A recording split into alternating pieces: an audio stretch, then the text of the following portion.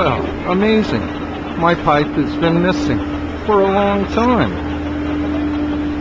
Here I am in the atrium of the Jack Davis building, scouring for cigarette butts.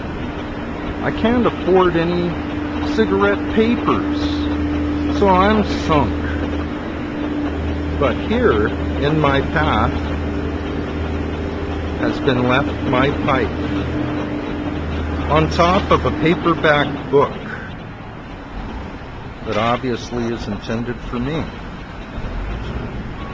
Damn, I'm happy I have a video cam. Well, this is good time as any to tell you the story of the Hanzan.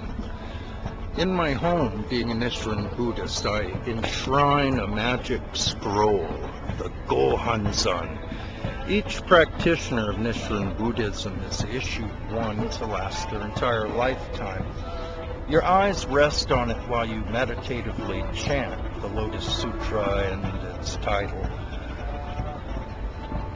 When you die, it's returned to the head temple on the slopes of Mount Fuji in Japan, and then when enough of them accumulate, and on astrologically a propitious day, they're all chucked in a furnace, burnt up.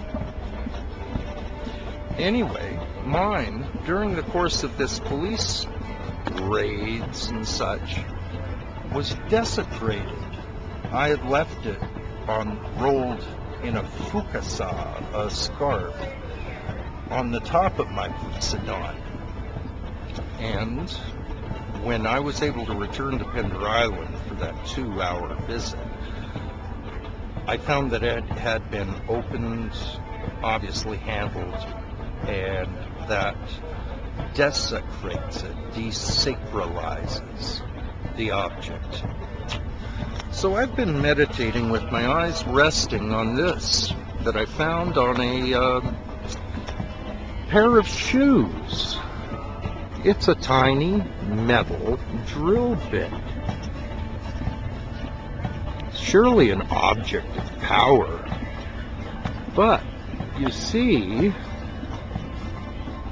on my way into town today, walking past a garbage can near the infamous View Towers, I saw on the edge of a garbage can a proper, portable Hanzan. Inside this cleverly sealed pouch is a tiny bamboo tablet inscribed with a mantra, probably the title of a sutra. Not the Lotus Sutra to my eye, but you know it's close enough. The Nichiren sect will usually issue a similar thing with a miniature Go-Hanzan inscribed in a silver locket for men that are rootless and homeless, so that you can set this up and make any place the place of enlightenment. And I wear it on my neck now. Someday I'll have it translated down in Chinatown. I'll find out exactly what Buddhist sect, or it could be a Shinto memorial tablet for all I know. But it doesn't have the look of a memorial tablet. I've got one of those back on Pender. So it was amazing how it was right there. And I found a big fruit and vegetable bar on the sidewalk, not far from it, and I was very hungry. So I made it to the noon lunch sandwich distribution at the notorious 900 block Pandora and made out like a bandit. I'm gonna nosh well till tomorrow, when the bathhouse and soup lines open up again. Unless there's some holiday I haven't heard about. Catch you later. Well, here I am walking into the Victoria Police Headquarters on Caledonia and Quadra. I've been threatened and put on notice while in the basement of St. John the Divine's by some fellow that he's going to take me apart. Second time this week. The last time I came in to speak to the police, I was assaulted by officer number 42. Verbally assaulted. It's resulted in a lot of correspondence with the Office of the Commissioner for Police Complaints, or whatever it's called. This is distinct from the Commission for Public Complaints against the RCMP. This deals just with municipal cops. Now, the way my luck's running today, kinda bad, I would say that I'm surely going to walk into a hornet's nest.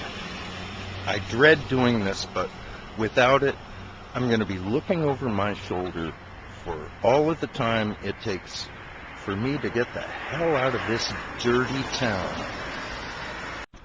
You know, signs just aren't auspicious. I'd rather take my chances with this goofball out on the street than the ones that ride around in blue cars with guns and steroids in their butts.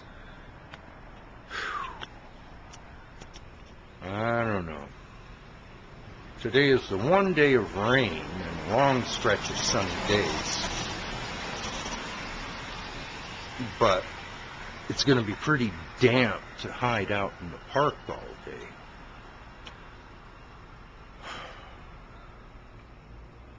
I guess it'll be the library for me. I've got till 9 o'clock to wait until it opens. I've got to try to make myself scarce without antagonizing police. Oh my God. Does it end? A village of people outside of Moscow, I understand, saw a huge forest fire approaching, and they made a call to Moscow to try to call in air support for the firefighting. And the flames and the smoke got closer and closer, and so they broke out all the icons and they started walking in circles, holding the icons up, praying to God to spare their village. Well, it became obvious as the fire approached that help wasn't coming from Moscow, and it wasn't coming from God either. They fled the village. Some people described the asphalt as burning under the tires of their motorcycles, cars, donkey carts. So it is asked, who do they blame now? They blame all the layers of government. This is clearly a situation where a God has failed. Sounds like a good title for a book. When Gods Fail. It's about time to shit can all the illusions and live life as it actually is. Totally unreasonable, insane, and unfair, and adult.